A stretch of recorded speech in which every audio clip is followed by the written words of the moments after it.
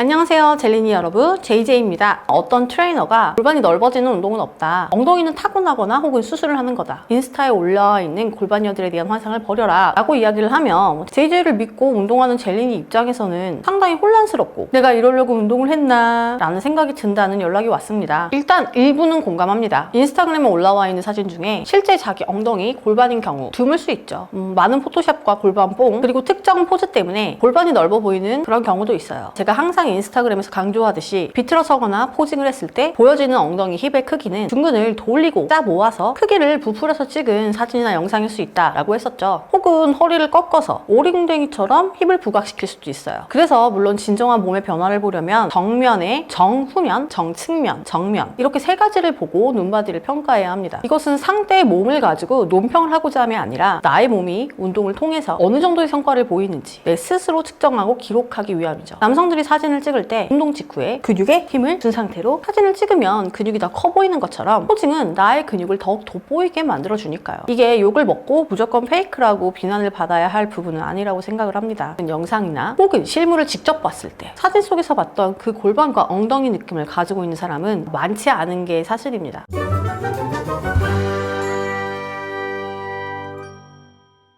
실제로 정말 운동을 통해서 엉덩이 사이즈를 키우고 그로 인해 골반 전체가 넓어지는 효과를 본 여성들이 적을 수밖에 없는 이유에 대해서 이야기해 보려고 하는데요. 첫 번째 이유는 힙 운동 자체가 여성이 제대로 배워서 수행하기가 매우 힘들기 때문이고, 둘째는 일부 헬스장 관장님들이 이렇게 만들고 싶다 사진을 가져가면 운동 처방을 알려주는 게 아니라 이건 그냥 타고나는 거다, 수술한 거다 라고 말해버리기 때문입니다.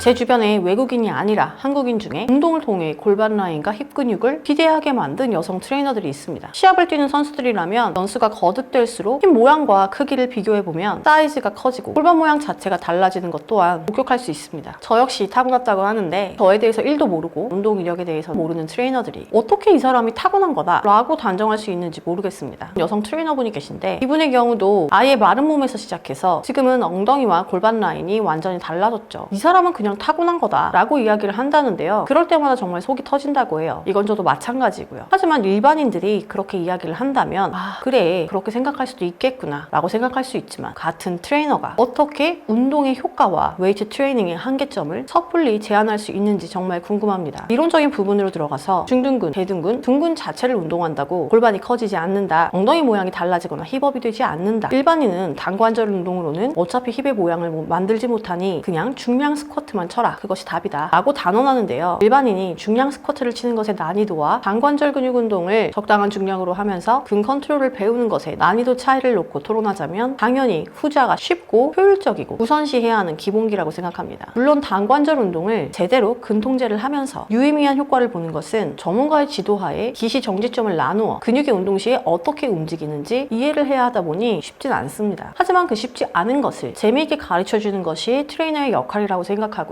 중량 스쿼트, 기본적인 다중관절 운동들은 멀티플하게 관절을 통제해야 하기 때문에 초보자의 경우 복부와 등, 무릎을 제대로 통제하지 못하는 경우 원하는 부위를 운동하기 쉽지 않습니다. 물론 그냥 허벅지를 안정적으로 사용하는 스쿼트를 하는 경우에 하체의 근육과 힘을 키워서 중량을 들어 올릴 수는 있겠지만, 힘만 중점적으로 사용하는 다소 기형적인 무브먼트와 허벅지를 안정적으로 주로 사용하는 스쿼트의 메커니즘은 조금 다릅니다. 게다가 단관절 운동이 제대로 되지 않는, 운동 시 근분할이 제대로 이루어지지 않는 근육은 중량 스쿼트 시에 관절에도 당연히 무리가 올 수 있고 삐걱거리게 됩니다. 그럼 일단 말보다 JJ가 운알못이었던 펠리니 시절 PT를 받으면서 중량 스쿼트와 레그프레스 등을 할 때 몸 상태와 운동 느낌을 보여드릴게요. 2011년 당시 썼던 JJ의 펠리니 시절 운동일기의 일부입니다. 중량에 대한 욕심, 중량을 안정적으로 지지하는 방법, 중량을 효과적으로 근육에 전달하는 방법, 중량을 든 채 가동 범위를 확장하는 법 등에 대한 고민이 보입니다. 이 당시 운동 프로그램은 대략적으로 5분 할법을 따랐고 주 7회 매일 웨이트 1시간 이상 하루는 유산소 1시간 이상을 병행했습니다. 특히 하체는 중량 운동하는 날, 유산소 운동하는 날로 나누어서 진행을 했는데 중량 운동을 하는 날에는 프리스쿼트 그리고 렉스쿼트 위주로 진행을 했죠. 당시 트레이너의 지도하에 스쿼트를 하는 영상을 보면 무릎 통증이 굉장히 심해서 보대를 착용하고 있고 제한된 구역에서 스쿼트를 하는 것이 보입니다. 50에서 53kg 나갈 때 찍은 비포 사진들입니다. 저는 허리가 길고 하체에 지방이 많은 체형으로 50kg가 나갈 때에도 허벅지는 굉장히 두꺼웠고 상체나 어깨 주변은 깡마른 체형이었습니다. 반면 뒤터리는 길고 힙이 하단 부위에 위치해서 사각으로 넓게 펴진 형태였고 살이 찌면 골반 주변부는 울퉁불퉁해지고 골반 바로 밑에 있는 승마살이 발달하는 체형이었죠. 최고의 운동 컨디션을 유지했을 당시 복부 상태와 골반 라인 사진입니다. 골반 주변부에 울퉁불퉁함과 힙딥이 있었고 허벅지의 탄력과 모양 역시 봐주세요. 이어서 단관절 운동, 다중관절 힙 스쿼트, 각종 힙 레이즈를 섞어서 전문적인 힙 루틴을 짜서 운동하기 시작한 이후에 몸 차이를 보여드릴게요. 이때는 일단 복근과 힙 운동의 내용이 달라졌고 힙 운동 자체를 분할해서 운동하기 시작했습니다. 2014년부터 시작해서 약 2018년도까지 특히 2018년 작년 한 해 동안 놀라울 정도로 큰 변화가 있었는데요. 이때의 변화는 제가 중둔근 운동에 힘을 쓰고 밴드로 진행하는 어브덕션 동작, 맨몸으로 진행하는 힙 워킹 동작 등을 꾸준하게 했던 결과였습니다. 이 모든 운동에 대한 소스는 외국 사례를 통해 참고했고요. 인터넷상에 있는 중둔근에 대한 논란 중 첫 번째, 중둔근은 커지지 않는다. 중둔근은 접근 섬유가 많은 속근육에 해당되는 것은 맞습니다. 하지만 그렇다고 해서 모든 섬유가 근육 속에 가려져 있는 근육은 아닙니다. 중둔근의 가장 윗부분은 바깥에 노출이 되어 있고 그 말은 즉 피부와 만나는 지점이 윗 엉덩이가 시작되는 지점이고요. 두 번째, 일부 한국 트레이너들은 속근육은 무조건 근비대에는 쓸모가 없는 근육이라고 생각하고 속근육 운동 자체를 굉장히 등한시하는 경우가 있는데요. 외국 빌더들과 트레이너들은 속근육의 탄탄한 받침과 펌핑력이야말로 겉근육을 맥시멈까지 비대시킬 수 있는 핵심 포인트라고 생각합니다. 속근육은 우리의 관절과 관절이 올바른 간격을 놓고 충분히 떨어져 있을 수 있는 기초 공사를 다져주고 이것이 튼튼하고 두껍고 짱짱할수록 운동을 할 때 어마어마한 겉근육의 근육 개입을 관절의 통증 없이 느낄 수 있습니다. 그를 통해 더 많은 중량을 들 수도 있죠. 이것을 모른다면 엉덩이의 근육을 당연히 빌딩할 수 없고 중둔근은 여기서 기본적으로 상지의 무게를 고관절에 실리는 것을 방지하여 엉덩이에 온전히 실어줄 수 있는 아주 중요한 브릿지 역할을 합니다. 이러한 간접적인 효과와 더불어 중둔근을 운동하면 외관적으로 보이게 되는 가장 큰 차이는 윗엉덩이 시작 부분에 탄력이 생기면서 근처 지방들을 당겨 모으는 힙 쉐이핑이 진행됩니다. 이것을 설명하기 위해서는 남성과 여성의 신체적 구조 차이를 이해해야 합니다. 여성은 하체, 특히 엉덩이와 골반 주변부에 많은 지방이 배치되는데 이것은 여성 호르몬의 영향으로 남성에게는 없는 고민과 문제입니다. 운동을 하지 않는다고 해서 힙과 골반 주변부가 이런 식으로 무너지거나 지방으로 울퉁불퉁해지는 남성은 드뭅니다. 반면 여성은 마른 경우에도 운동을 통해서 둥근 쉐입을 잡지 않는 경우 골반 주변부가 무너집니다. 사실 저 지방들은 조금의 근육 지지만 받쳐줘도 둥근의 시작점과 측면 부위에 고르게 분포되어 자리를 잡는 지방들입니다. 이걸 우리는 결국 골반 라인이라고 표현할 수 있겠죠. 여성의 골반 라인과 사이즈는 무조건 근육으로 인해 빌딩되는 것이 아니라 일부의 근육과 그로 인해 바르게 자리 잡는 일부의 지방 때문입니다. 중둔근 운동을 통해서 근육을 키워서 골반 라인을 만든다 라고 단편적으로만 받아들일 수 있겠지만 이것이야말로 아주 1차원적인 이해 방식입니다. 사실은 부위 탄력으로 인해서 주변부의 지방들 역시 둥글고 탄력 있는 모양을 유지하게 됩니다. 이건 조금만 운동을 해본 여성이라면 혹은 여성 트레이너들이라면 이해하고 경험해본 부분일 겁니다. 남성들에게는 없는 지방이고 그러다 보니 운동을 해서 만든 본인들의 골반 모양과 지방질이 있는 여성의 골반 모양은 당연히 다를 수밖에 없습니다. 따라서 여성 운동의 핵심은 이 둥근 골반 모양이 살아날 수 있는 방향으로 정면에서 봤을 때 사이드 라인을 디자인해야 하는데 그러기 위해서는 단순한 스쿼트뿐만이 아니라 일어나는 지점에서의 골반의 가동성 통제, 더불어 레이즈를 통한 다각도의 둥근 운동, 고관절이 플렉션되는 시점에서의 대등근의 완벽한 측면 이동 등을 염두에서 운동해야 합니다. 이 말 또한 이해가 잘 가지 않을 텐데 이건 내가 여성이 아니고 여성의 몸으로 운동을 통해서 몸을 만들어 나간 경험이 없기 때문에 당연히 느낄 수 없었던 디테일한 부분입니다. 정리하자면 중둔근 운동은 전체적인 골반 라인과 힙 사이즈를 만드는 첫 단추이고 여기에 대소등근 운동의 병행으로 전체적인 볼륨과 둥근 라인을 만들어낼 수 있습니다. 어떻게 둥그러지지? 라고 한다면 대등근은 아주 넓은 부위에 펼쳐진 근육인데 고관절이 플렉션 되면서 근섬유가 측면으로 찢어지며 힙이 아주 넓어지는 경험을 하게 되죠. 그리고 그 위를 덮고 있는 지방들 역시 엉덩이 근육에 영향을 받습니다. 이러한 무브먼트가 자유자재로 일어나기 위해서는 당연히 고관절의 유동적인 움직임이 우선시 되어야 하는데 이런 것들은 보충 운동을 통해서 관절의 가동성과 유연성을 확보해줘야 합니다. 결국 이렇게 훈련이 되면 앉았을 때 혹은 선 상태에서도 근육을 튕기는 느낌으로 힘을 주면 골반이 넓어집니다. 이거는 골반뼈 자체가 커지는 것이 아니라 외관상 골반이 넓어진 것처럼 보인다는 의미입니다. 바보도 아니고 일자부시기도 아니고 어떻게 뼈가 넓어지고 커질까요? 이건 제가 중등부 운동을 한창 열심히 했을 때 힙라인 사진입니다. 운동으로 만들 수 있는 여성의 몸을 물어보면 좌측과 우측 중 일부 트레이너들은 좌측이라고 말할 수 있을 것이고 일부 트레이너들은 우측이 가능하다라고 말할 수 있을 겁니다. 좌측과 우측은 모두 운동으로 만든 몸이지만 운동의 수행 방법과 포인트와 분할법이 다릅니다. 저는 운동 기본적인 보디빌딩 방법으로 시작해서 많은 방법을 시도해봤었는데 주변 트레이너들에게 이런 몸을 만들고 싶을 때 어떤 운동을 해야 하냐라고 물으면 대부분 이건 그냥 몸 차이다 라는 이야기만 해줄 뿐 명확한 해답이 없었습니다. 그래서 해외 사례를 찾고 해외 피트니스 모델들이 운동하는 방식과 그들의 루틴을 모방하고 그들이 운동하는 모습을 모아서 근육을 어떤 식으로 쓰는지 관찰했습니다. 제가 원하는 골반 라인과 엉덩이를 가지고 있는 전문가들의 운동은 실제로 힙 운동에 많이 치우쳐 있었고 소도구를 활용한 프리웨이트와 밴드와 케이블을 이용한 다각도의 힙 근육 분할 운동이 인상 깊었죠. 골반의 가동성이 중요한 건 역시 알게 되었고 골반의 가동성이 나오지 않는 유의미한 중등근의 발달과 대등근의 볼륨 향상도 일어나지 않는다는 것을 배워서 골반의 가동을 늘리기 위해 노력했습니다. 그러다 등의 움직임과 힙 근육의 무브먼트의 상관관계를 몸으로 깨달았고 복부 고정과 힙 하부를 가르는 이치도 알게 되었습니다. 이것은 제 몸으로 수년간 같은 동작을 반복하고 연구하며 알게 된 스킬들이고 이렇게 운동을 했을 때 저는 비로소 둥근 골반과 엉덩이 라인을 만들 수 있었고 포징으로 엉덩이 근육을 펼치면 넓어지는 골반을 실제 체험하게 되었습니다.